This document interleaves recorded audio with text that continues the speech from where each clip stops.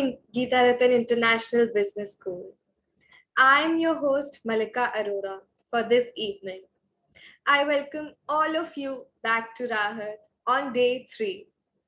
After learning much about COVID-19 and yoga exercises to keep yourself fit during the lockdown periods, today we bring to you a super exciting interactive session with none other than the famous nutritionist Miss Ishi Khosla. Let thy food be thy medicine, and medicine be thy food. Optimal nutrition and dietary nutrient intake impact the immune system. So, the only sustainable way to survive in the current situation is to strengthen the immune system. Eating the right kind of foods in the right amount is very crucial for our health. Today's session intends to answer all your questions related to healthy eating and nutrition during our pandemic. Participants can ask their questions by raising their hands or by writing them in the chat box. I humbly request all the audience to keep their mics off and camera on all the time. So, without taking much time, I welcome Miss Ishi Khosla to Rahat, the wellness campaign organized by NSS unit of Geetharathan International Business School. Ms. Ishi Khosla is a practicing clinical nutritionist, columnist, author, an entrepreneur, and researcher. She is actively involved in clinical practice at the Center for Dietary Counseling in Delhi, where she deals with a wide range of nutrition-related health problems. Ms. Khosla has founded a unique score-based nutrition app called theweightmonitor.com. One of its kind, the Weight Monitor has helped people across the world to not only lose weight scientifically, but also understand the science and art of eating right. Ms. Khosla founded the Celiac Society of India, the first of its kind in India, to spread awareness about gluten-related disorders in India and internationally. She has authored many books. Among them are Eating at Work, The Diet Doctor, Is Weight Killing You? And The Cholesterol Facts. Among her recognitions include Distinguished Alumnus 2011 at Lady Irwin College, Women's Achievers Award in the field of nutrition by the Imperial and Cancer Patient AIDS Association, and Jijabai Women Achievers Award. I feel honored to welcome you, ma'am. You may take over. The session is all yours now.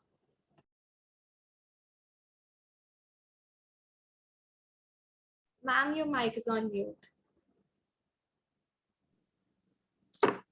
Thank you, Malika and Geetharathan Institute for having me here today as a part of Rahat.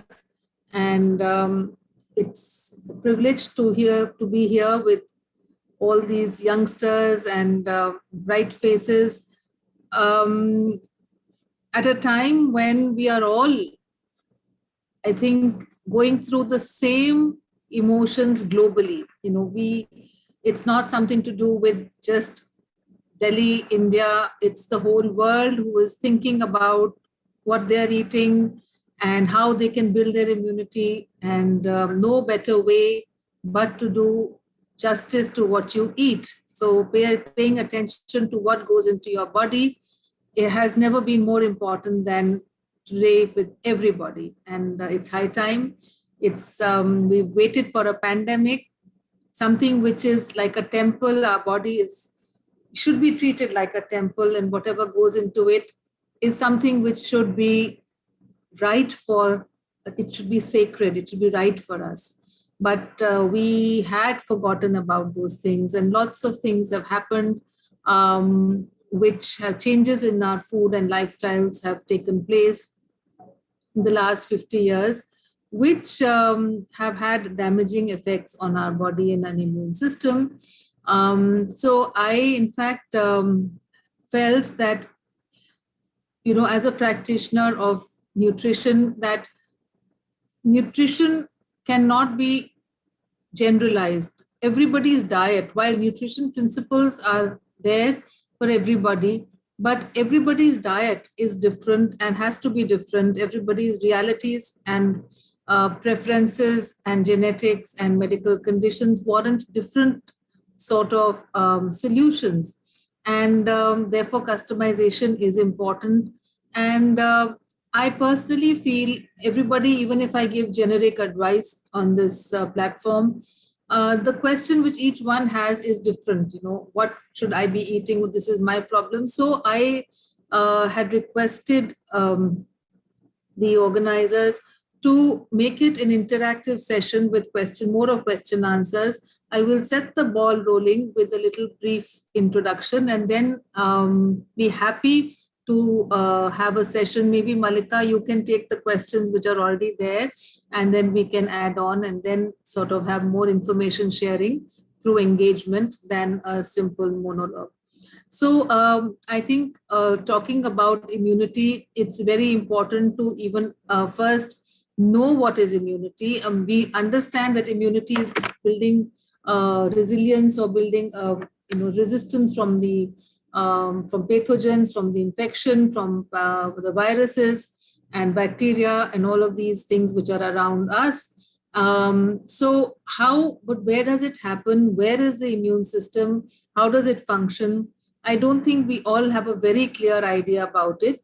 So the important thing to understand is that we know that nutrition is a key to building immunity. But once I tell you where the immune system is, you will understand how closely what you eat has to do with our immunity. Because the immune system is actually sitting in our digestive tract, in the intestines, in the small intestines. We also call it the gut.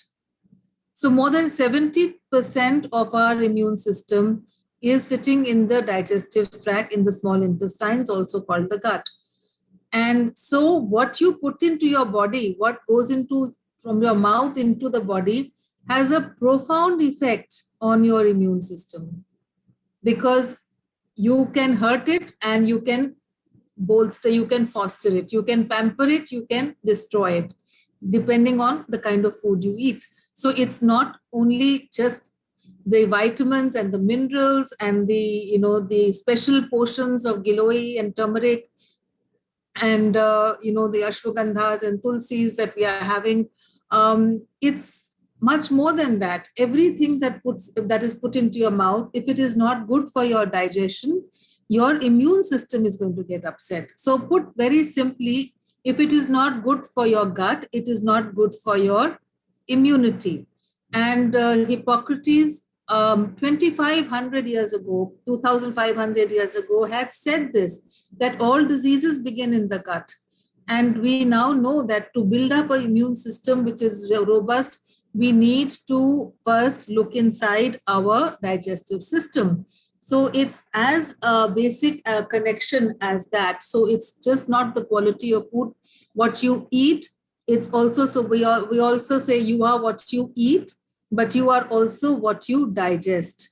So you may be eating very well, but you may not be absorbing well because you may have a bad gut, and you may have problems with absorption of your nutrients. So you may be eating a lot of good nutrition, but not getting the benefit out of it because your gut is unhealthy.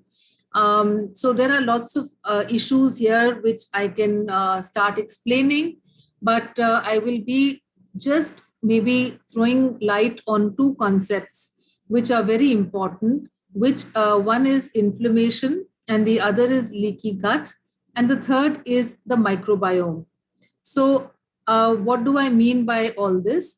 Inflammation is basically, again, the starting point of all chronic diseases. When we say start from the gut, there is inflammation which starts in the gut. And when we have inflammation, which is like a fire in the body, too much of fire can lead to destruction of our body systems and cells and lower our immunity.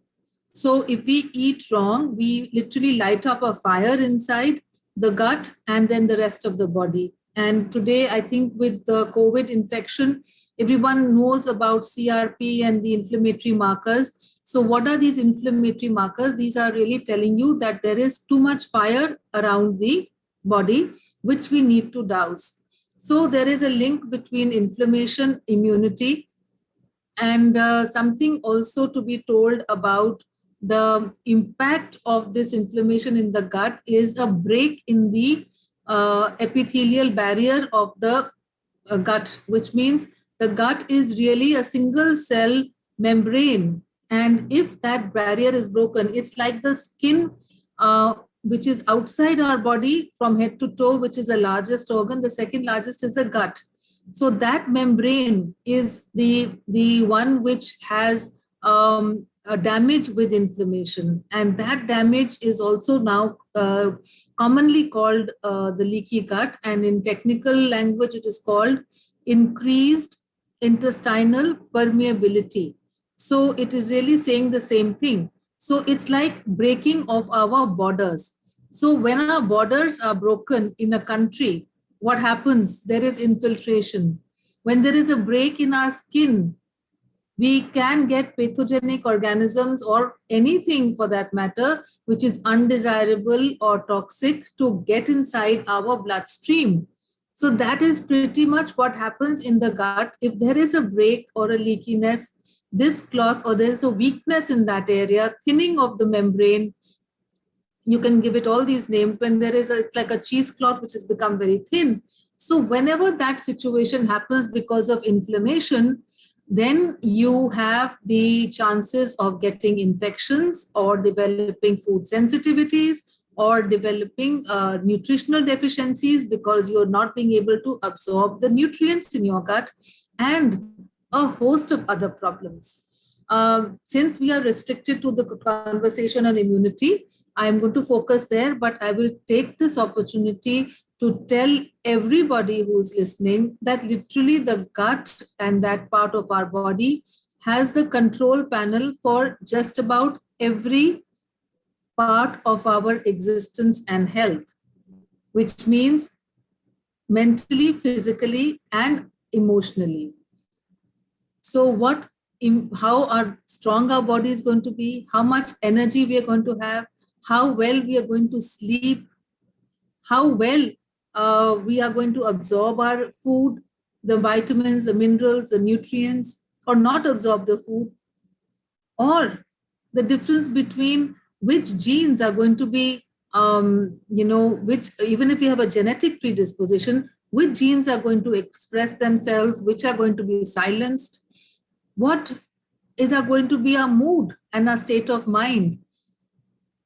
Everything, our hormones, whether we're going to be able to, whether we're going to be having PCOS or whether we're going to have infertility or miscarriages, all the hormonal issues, whether our blood sugars are going to be under control, whether we are going to have a heart problem, every control panel is sitting in the gut.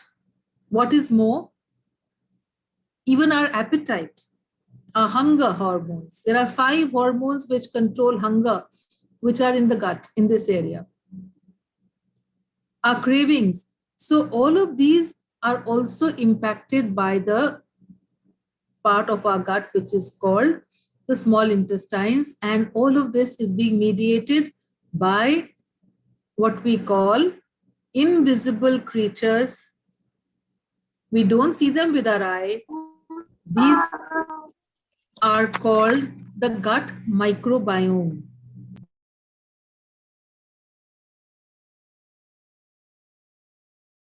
Ma'am, your mic is muted.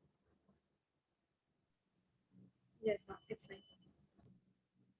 So the virus, is not visible. Like that, there are all the viruses and the bacteria and the fungi which are in the gut, which are good for us. They are favorable for us. They work for us to control all the functions that I just elucidated. So these are being manipulated by these invisible creatures. There are trillions of them. They have their own genetic makeup. They constitute about 2 to 3 kilograms of our body weight, and they are our signature. They make us different from one and the other. So like I said, my talk will be general, but it will not appeal to everybody because everyone is different. What is good for you may not be good for my own sibling. So that is the way these bacteria, these microorganisms behave. They make us unique, and their balance is very important. Their imbalance spells disease and breakdown and inflammation.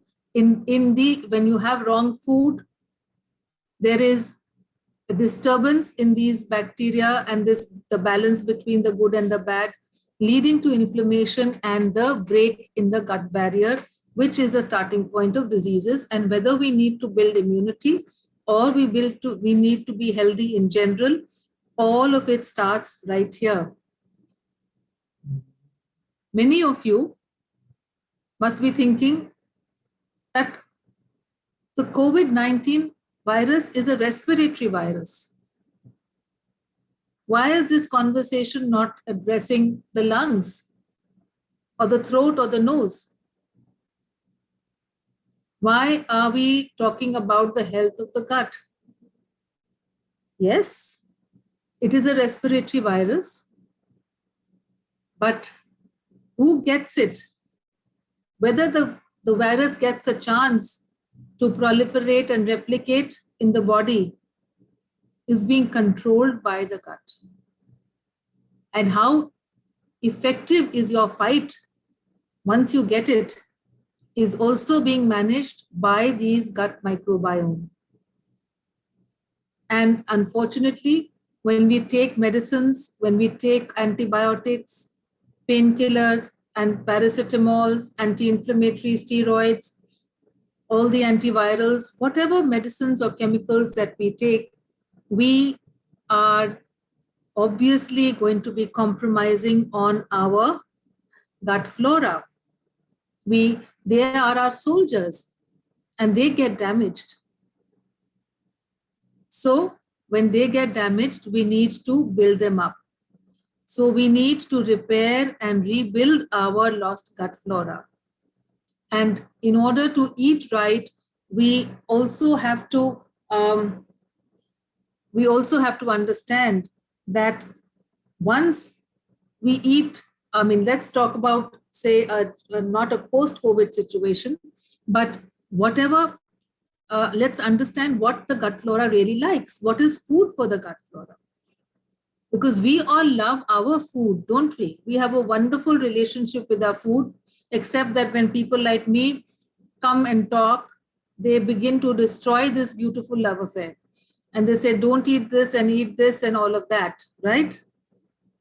Nobody wants to hear this because there is no love sincerer than the love of food.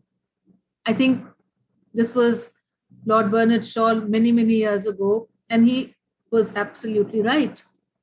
So what happens is that we tend to eat food which we love, but sometimes the body doesn't love.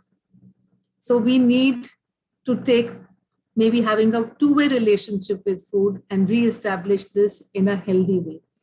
And we don't want a willpower issue. We don't want to test your willpower that, oh, this lady came and said, don't have sugar, but I love my sweets. I don't know what to do, but I'm going to eat it anyway, but I will go through the guilt. Don't need to do that.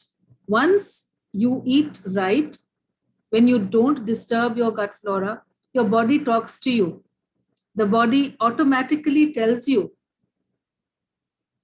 this is good for me or this is not good for me. This is all sounding like philosophy, but trust me, it's real. When we don't inflame our bodies with the wrong food, the control panels become alive. The control panel in the gut, which is controlling our appetite and our palate, kicks in. And the most basic example is babies. Little babies, when they are given a bottle, they don't overdrink. They know when to stop. The mother can say whatever, drink more or try in all her ways of means of giving more will not be successful, because the baby's body has a control panel, which with the wrong food, when we expose the babies to wrong food, we lose that control. So the good news is that you can still manipulate it even after so many years of abuse. And I see that happening within a week, 10 days of correction. So don't feel guilty about eating wrong.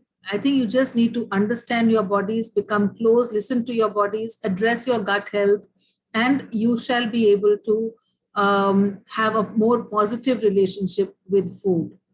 Now, again, coming back to specifics, what inflames the gut is when you eat inflammatory proteins. If you are, say, sensitive to proteins in dairy or in wheat or in corn or in soya, they are inflammation, and they create inflammation in the body.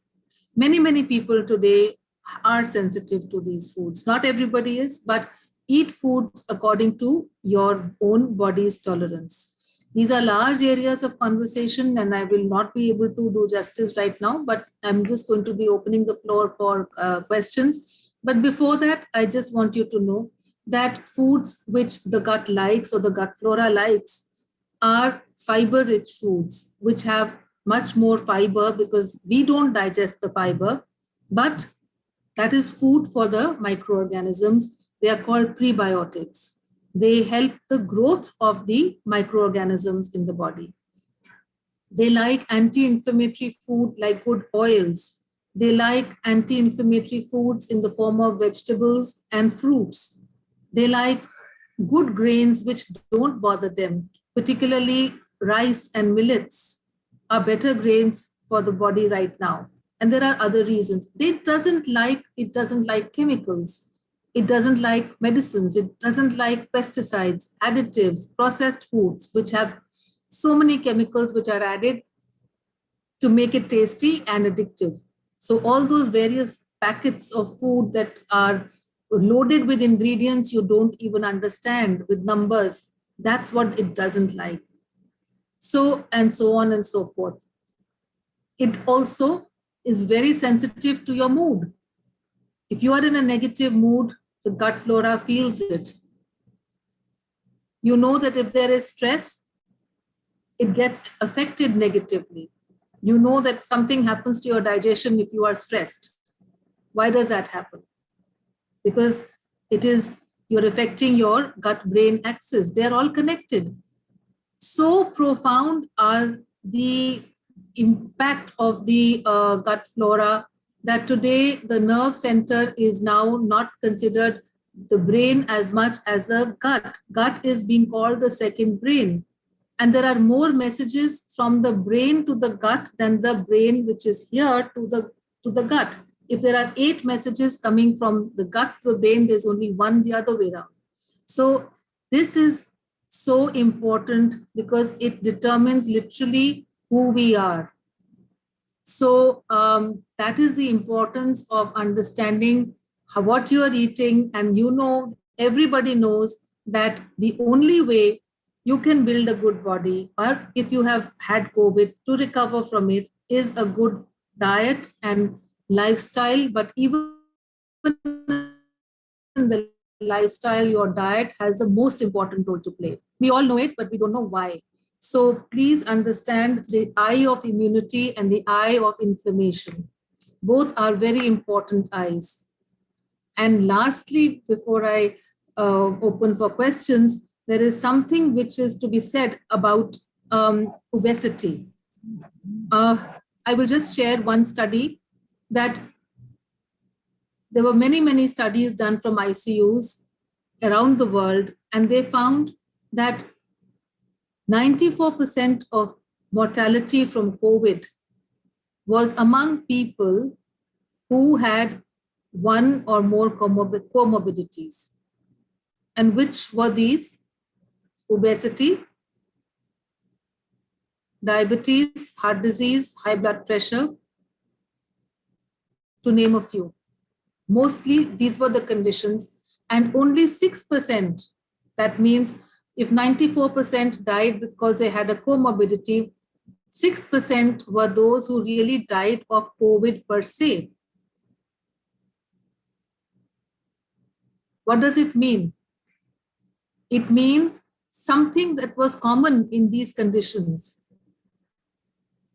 What is common between obesity and diabetes and heart disease? It's not body weight alone. It is body weight, but some people could be diabetic without being obese. The common thread among all of these patients was inflammation.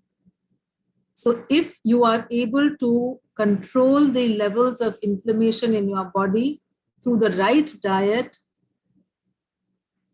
you will protect yourself from getting the virus and also recovering faster and preventing other illnesses.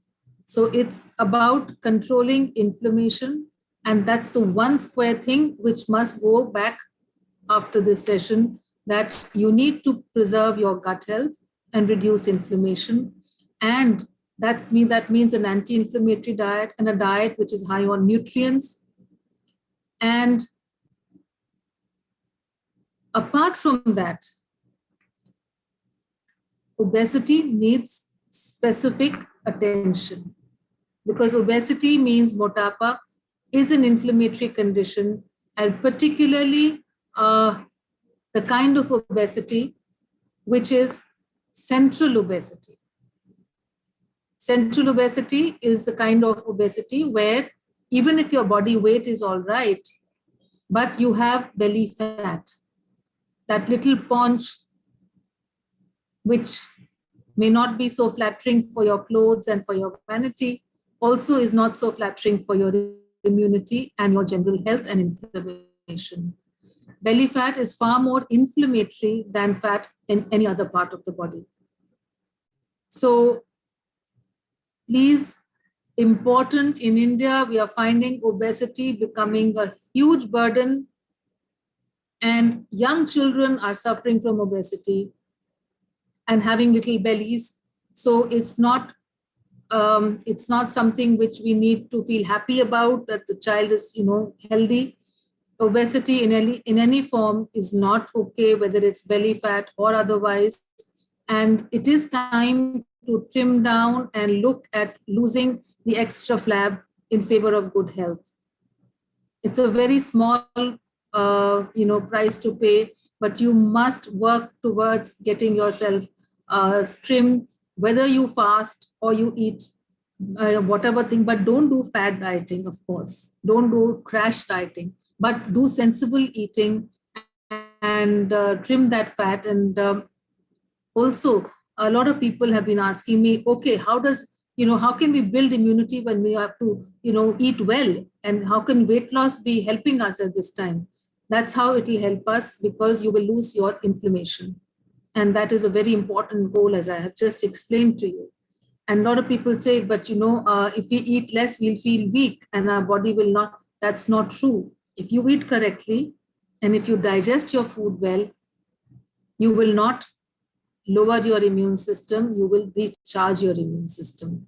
Likewise, the question always comes up on fasting. After, if you are all right, after the virus, if you've recovered after 2-3 months, you can actually get into a fasting situation. And if you haven't had the virus and if you're generally all right, and even if you're thin, you can go in for fasting as a way of life, like our traditional practices have always encouraged it to an extent that they gave it a religious sanctity.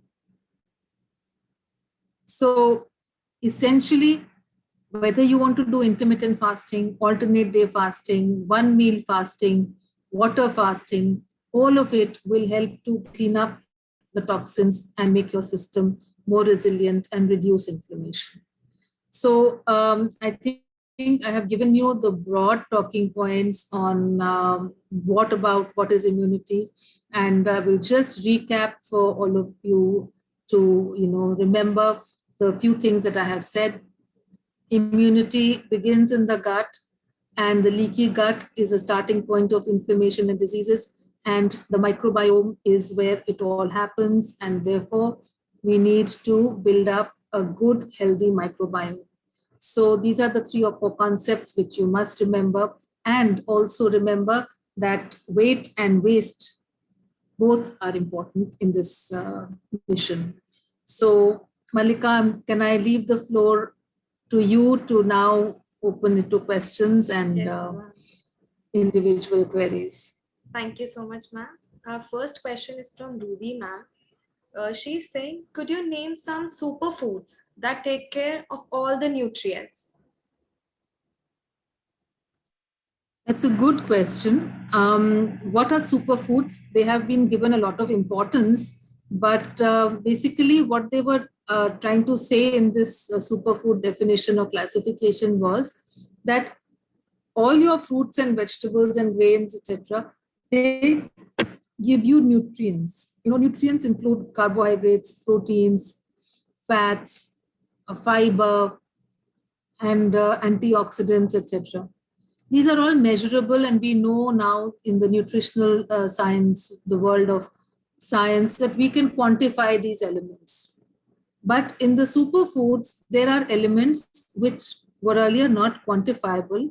Their benefits went beyond their nutrition to what we call, that's why they were called actually the superfoods. And they're called phytochemicals. Phytochemicals have been quantified and more are being studied. Thousands and thousands of them have been identified. They are part of the various colors, the pigments, the flavors, and various other parts of the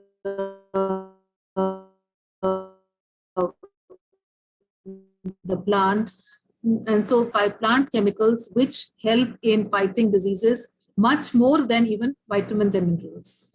So that's why they are called superfoods. So once you understand that, you will understand the significance of these foods, how they help you fight. One of the ways is they have information in them. These pigments and these phytochemicals are loaded with information on what to do, which genes to allow to express, which genes to suppress, and how the immune system is going to be played up.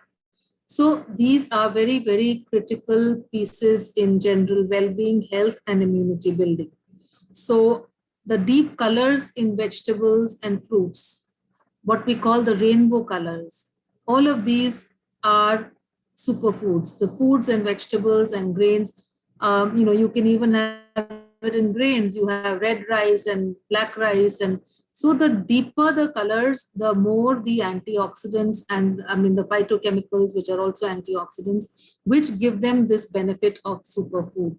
So with superfood, just go in for deeper colors.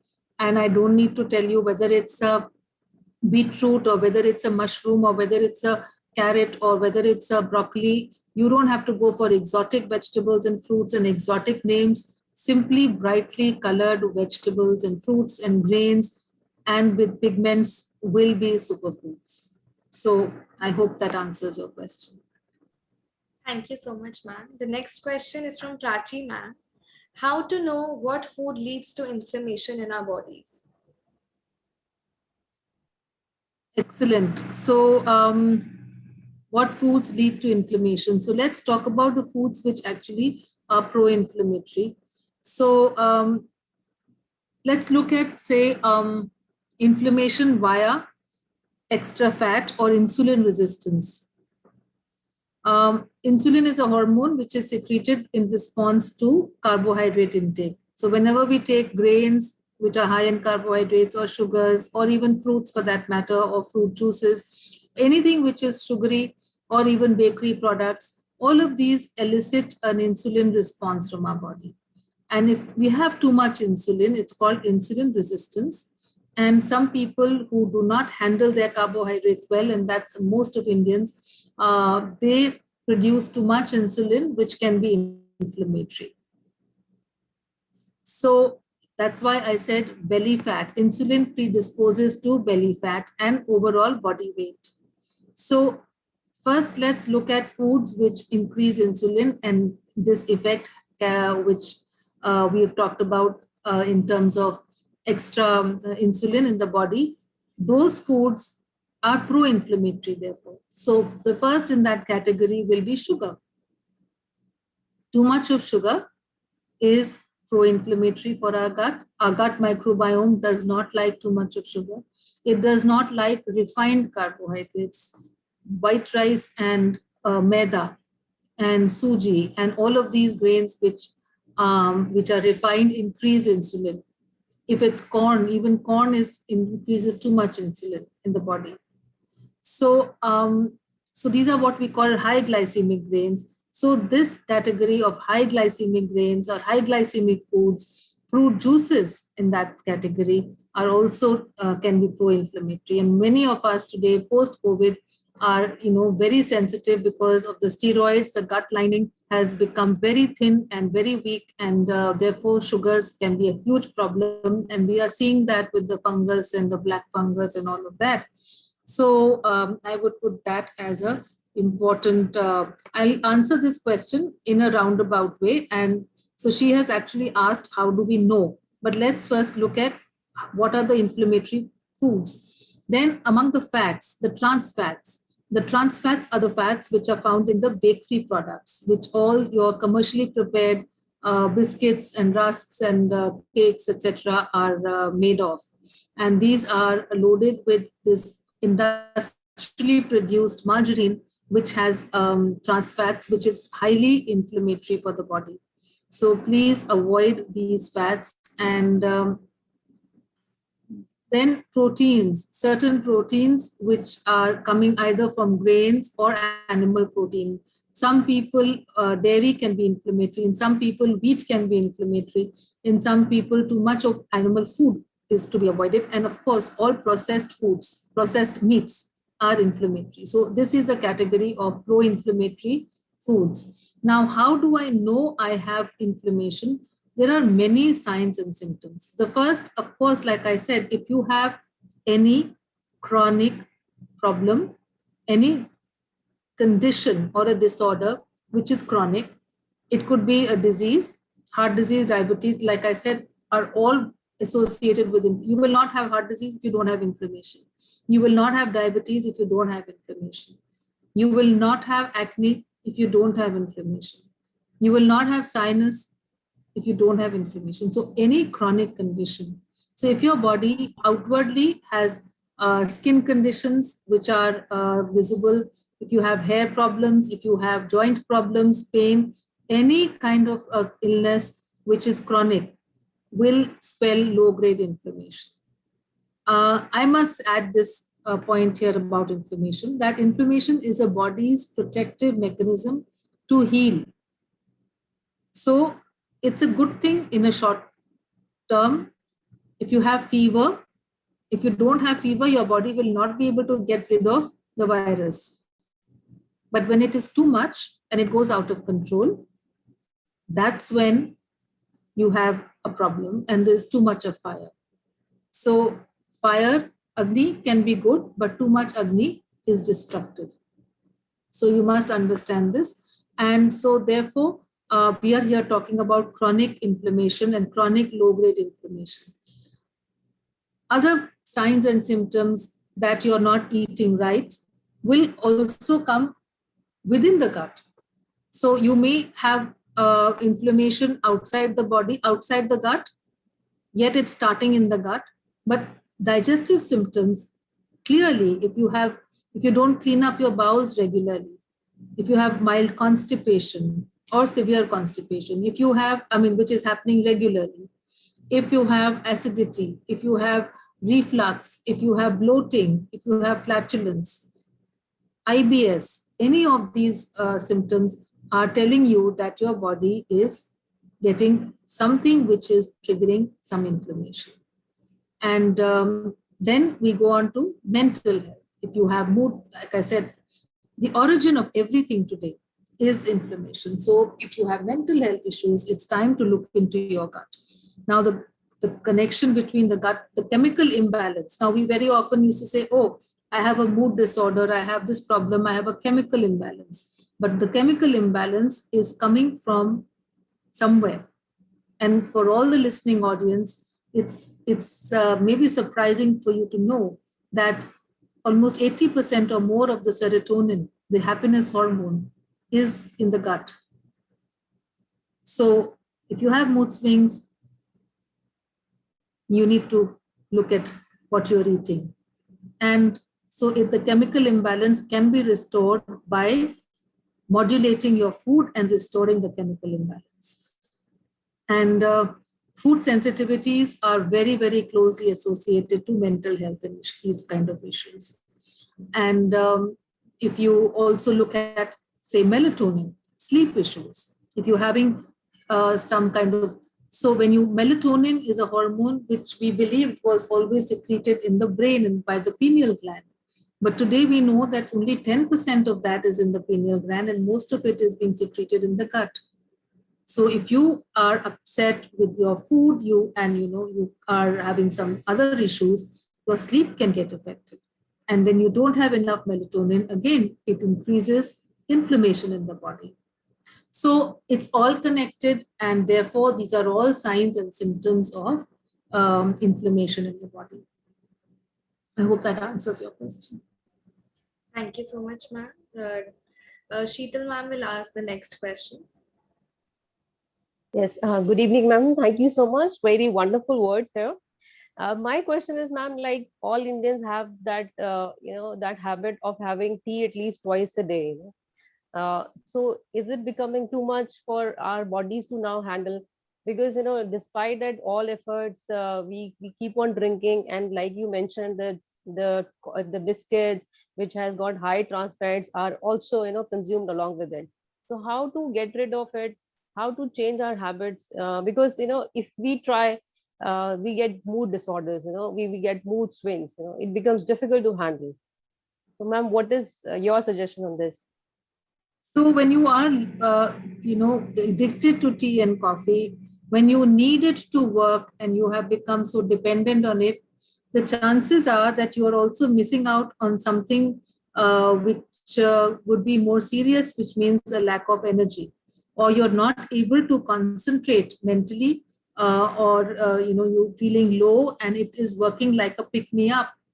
And it begins with a pick me up, and since it has addictive components, you really then can't kick the habit, you become dependent on it.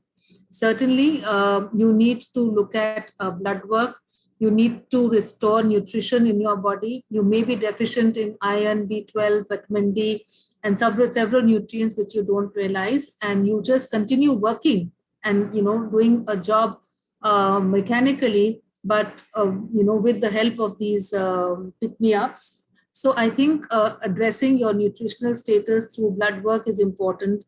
If you are suffering from a food sensitivity, to rule that out, the simple way is either you get a blood test for food sensitivities, if you have abnormal levels, like I said, of B12 and the nutrients, and if not, then you can also just try and eat a kind of Navratra diet for 9 days or 10 days and see if you're feeling better or higher on energy and your need for caffeine has diminished. So then you will probably know that there's something happening in your gut. Try also having probiotics, etc. And also, tea, coffee with biscuits is something which is not it has too many negatives, too many inflammatory components, right from the sugar, then the flour, and then the trans fats. And the caffeine is also an irritant. So you're really doing no service to your system by having, so maybe you can just switch to green tea or a kava, or maybe just kind of, just other herbal decoctions are there. There is hibiscus tea, chamomile tea, and tulsi tea, and so many today, turmeric, and the offerings are unending today. There's so much available. So maybe you can start weaning yourself up with these kind of substitutes. And if it still doesn't help and you're feeling dependent, you definitely need professional help. But certainly this is not the way to go as a long-term thing. Yes. Thank you so much, ma'am.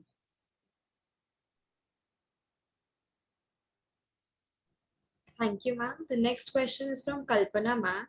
She's asking how to improve the immunity of kids. Well, it's a good question, and something to be said here about nutrients.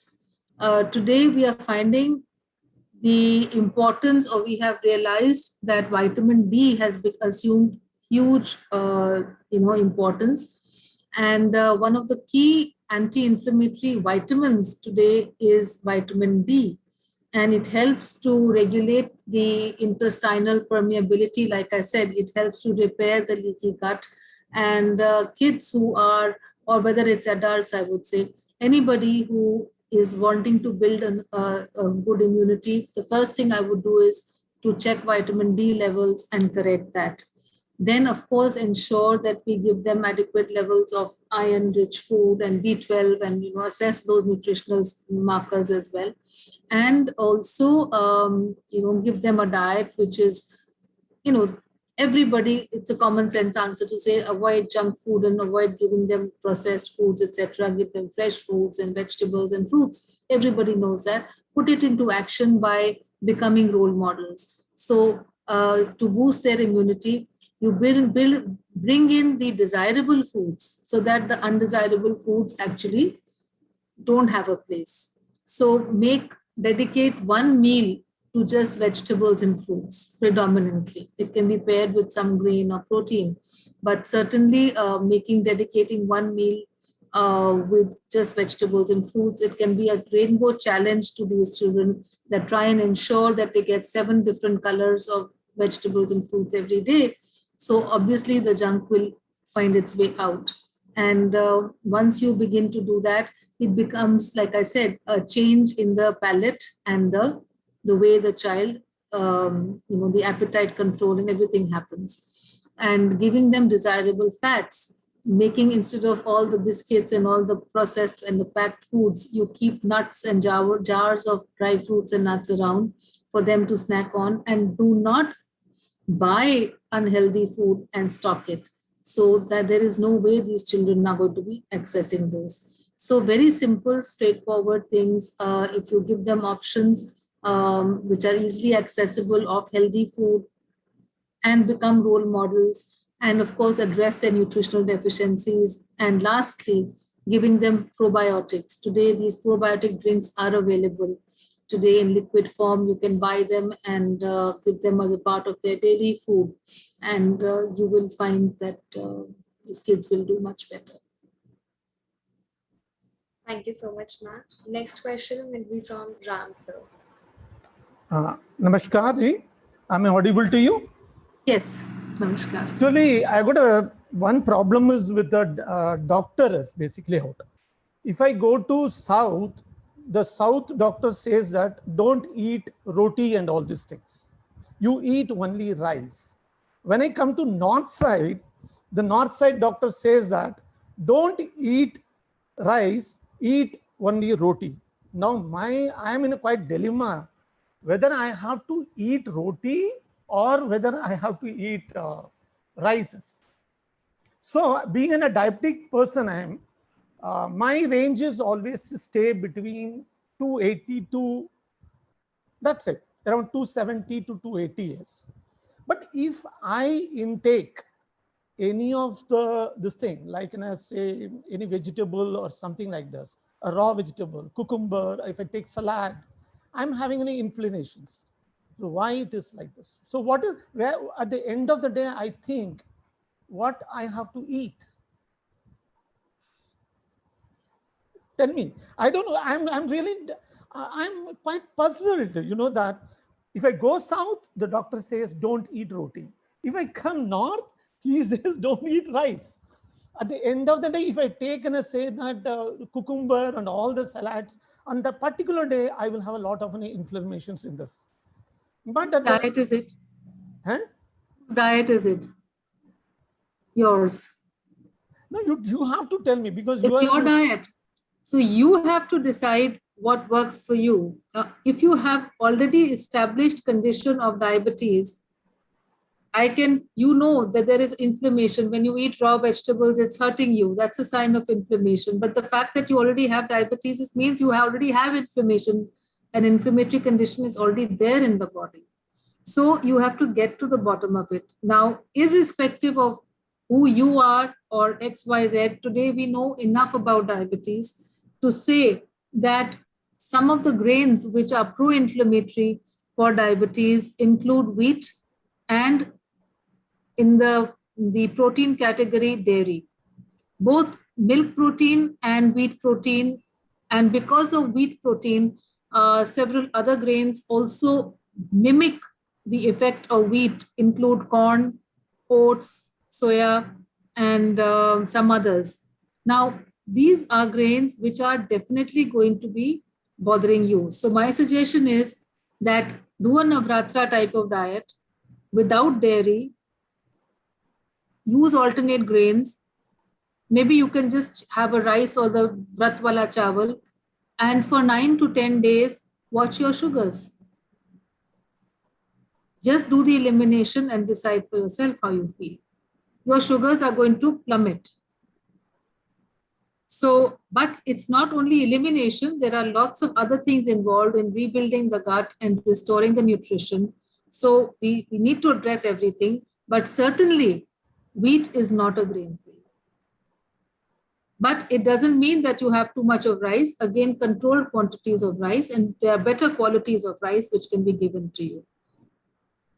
So I think without a bias between the North and the South, I think I would leave that decision to you, and you can work with a professional, and I'm happy to help if you like.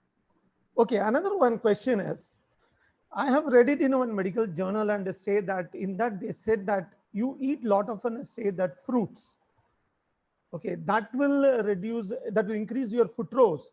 Due to that reason, the diabetes can come down. Is it true? How much? I told you too much of sugar, even if it is through fruits, can be pro-inflammatory. Okay.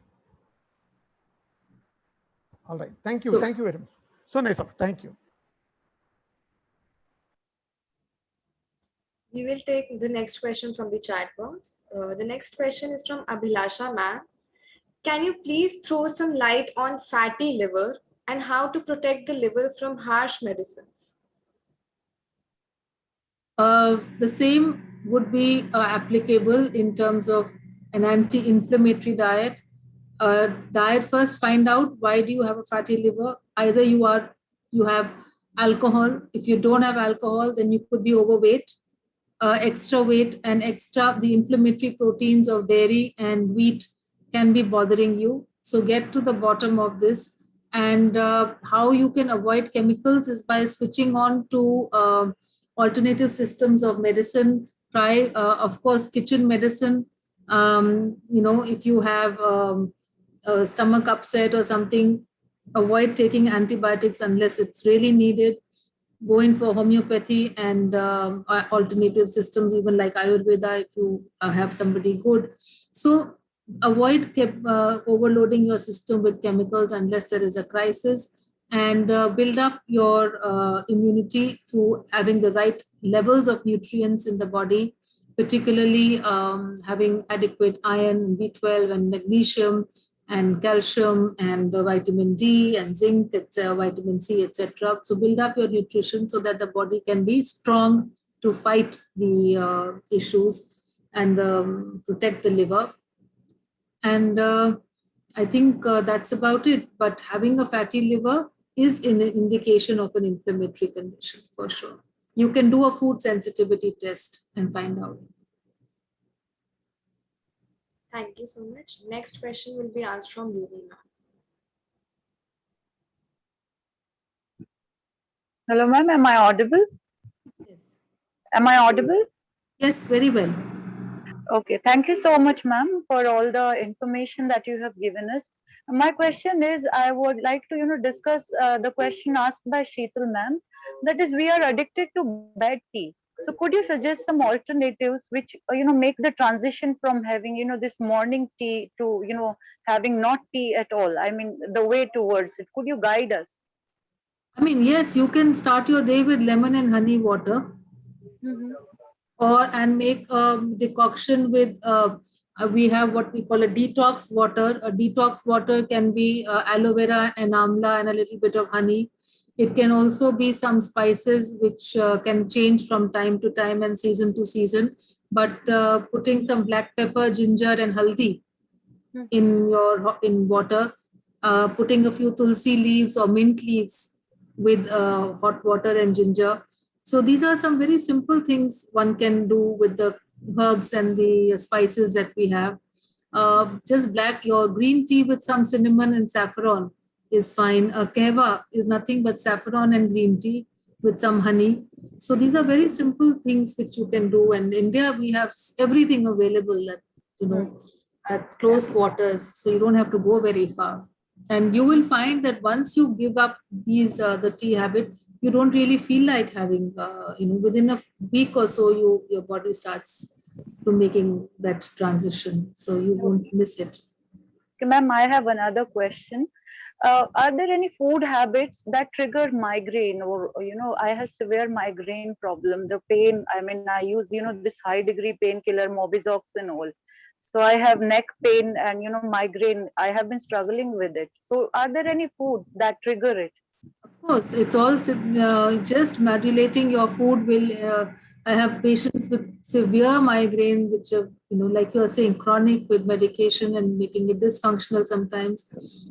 Just changing the food, you definitely are reacting to something. So please do a food sensitivity test, an IgG test, and your best friend will be a magnesium supplement. But please don't take it on your own. I'll be happy to help you, or you can seek help from anyone else. But magnesium deficiency is one of the key triggers of migraine.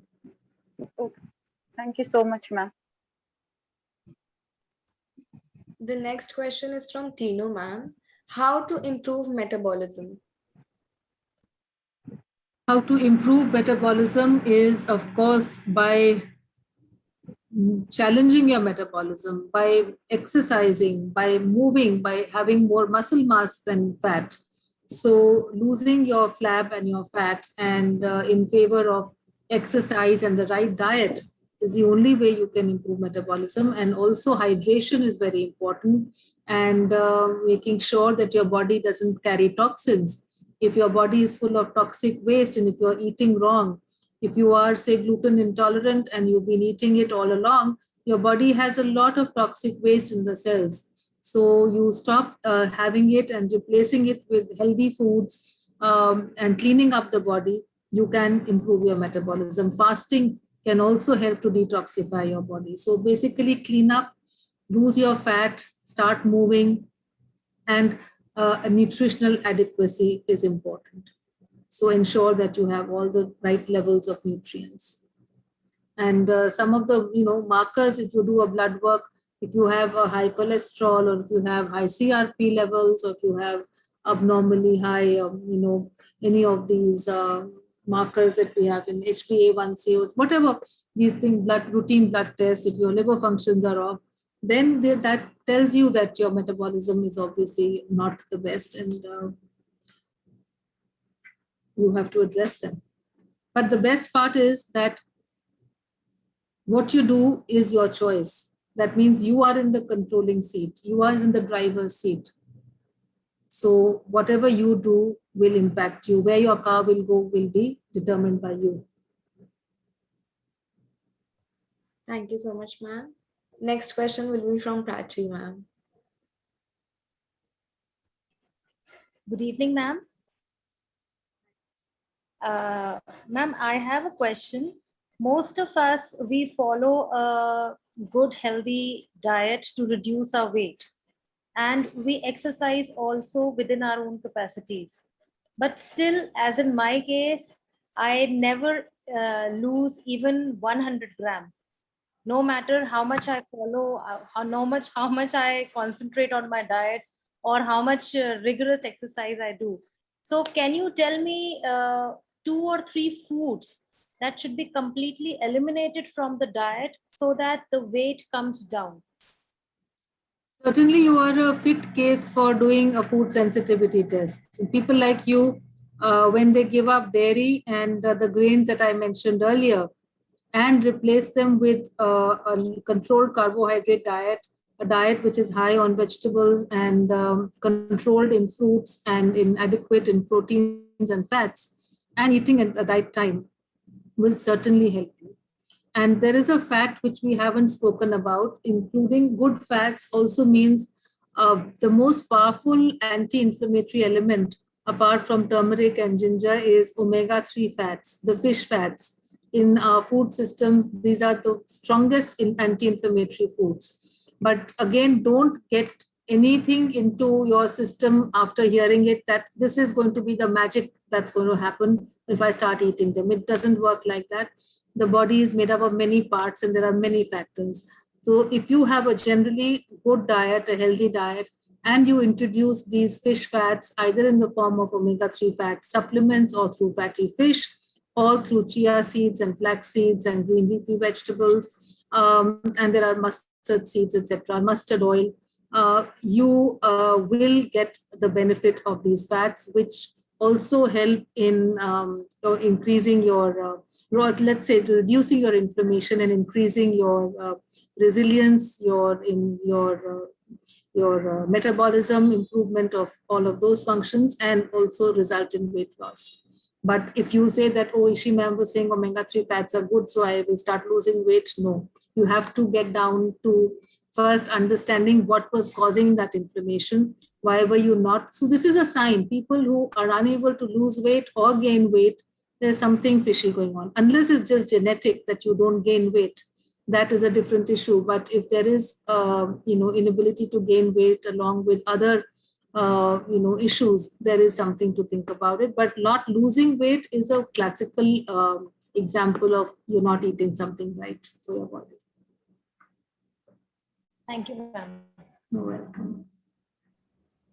Thank you so much, ma'am. Tinu ma'am will ask the next question.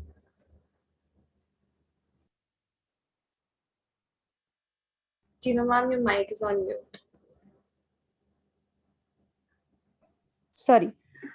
Good evening, ma'am. You mentioned, ma'am, that we should follow fasting for for a day in a week, right? And but if we talk about the Indian fasting system, in this we always go for key one time we need to take the meal, right? Matlab, like that meal should be that meal should be the proper meal, or it should be the fasting should be full of fruits or raw vegetables or anything raw. Matlab, what I mean to say that ki whether we should go for the meals or not in that particular fasting day.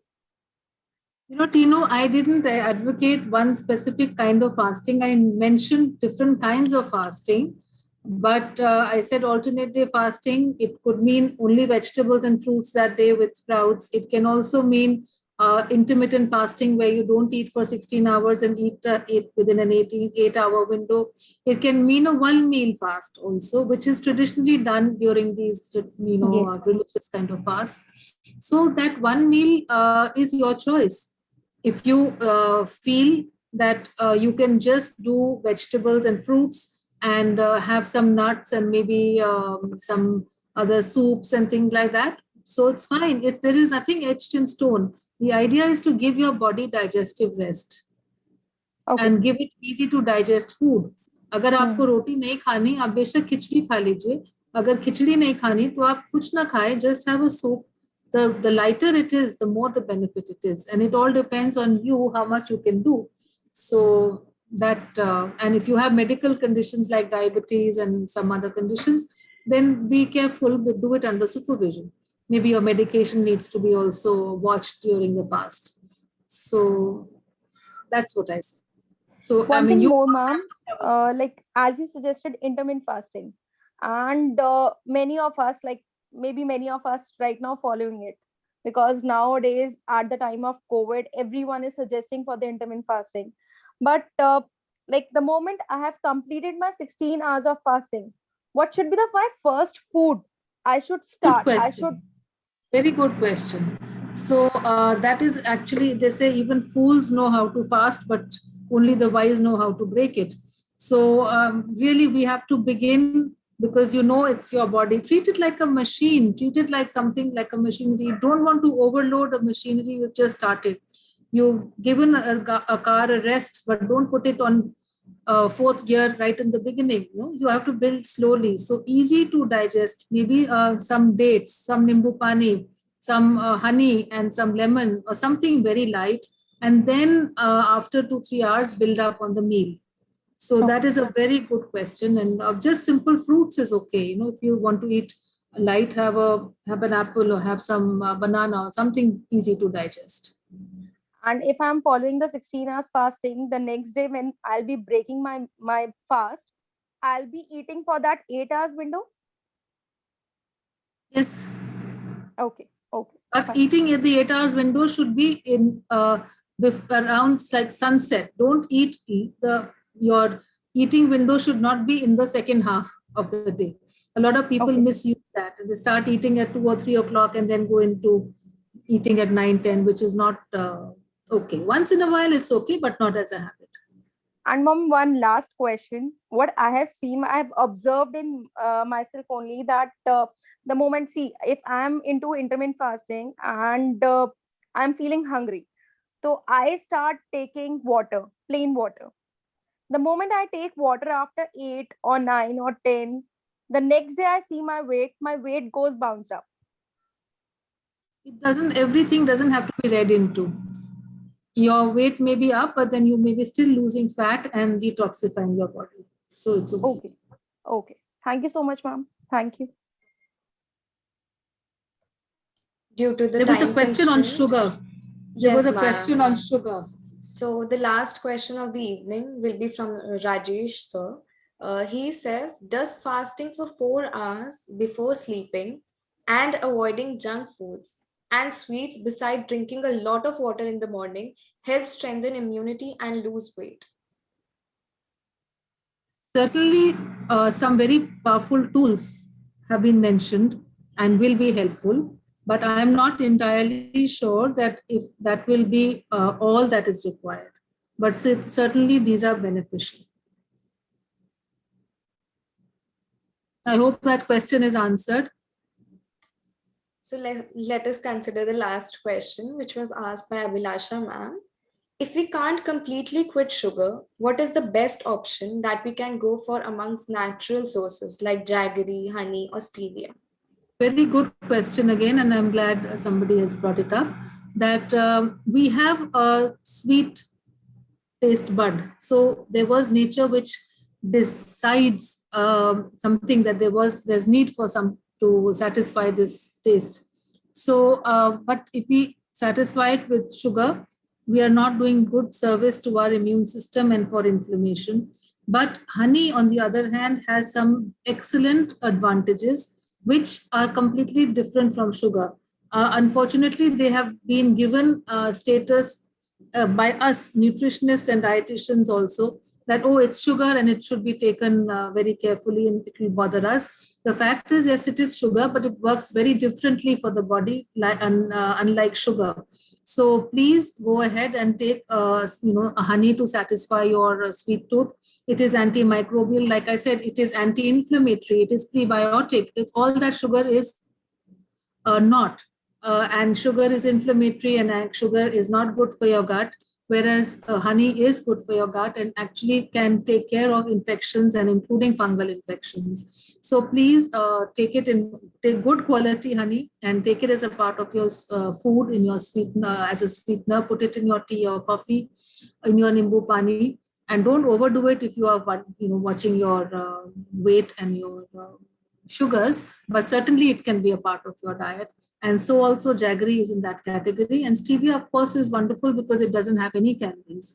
So you can use stevia as well. Thank you so much, ma'am. I know we all wish for this event to go on because it is definitely very helpful to us. But every good thing has an end, and so does this session. I would like to extend my heartful gratitude towards Miss Ishi for being here with us today. Thank you, ma'am, for such an informative and interactive session. I'm sure we all got to learn some amazing things today. Thank you so much, everyone. Thank you for having me, and wish you all good health, eat well, eat right, and be safe. Thank you. Thank you.